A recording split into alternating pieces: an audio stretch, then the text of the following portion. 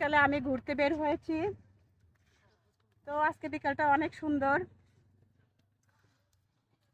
বাসায় একদম ফাপড় লাগতেছিল, ওই জন্য একটু ঘুরতে বের হইলাম। তো গ্রামের পরিবেশ অনেক সুন্দর বন্ধুরা, গ্রামে কিন্তু ঘুরতে সবারই ভালো লাগে, আমার তো ভীষণ ভালো লাগে। এই যে দেখেন গ্রামের খোলামেলা নিরিবিলি পরিবেশ।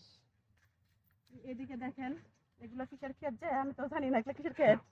দেখেন এটা কিসের ক্ষেত আসলে আমি জানি না, তো আপনারা জানলে কমেন্ট বক্সে জানাবেন। এই যে দেখেন কত সুন্দর ফুল হয়ে আছে, এই যে দেখছেন, এই যে ফুল ফুল আমার খুবই ভালো লাগে। আমি জানি আপনাদের সবারই ফুল ভালো লাগে।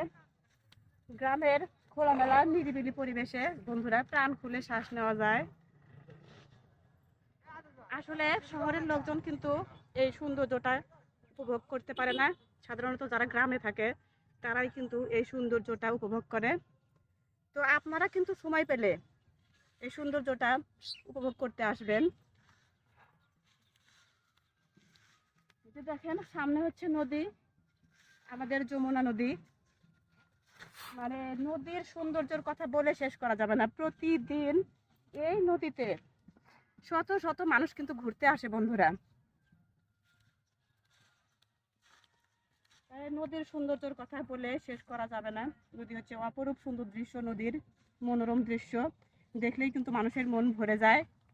তো আমি এসেছি, এখন নদীতে গিয়ে বসে থাকবো। তো ভালো থাকবেন, আমি এখন নদীতে যাচ্ছি।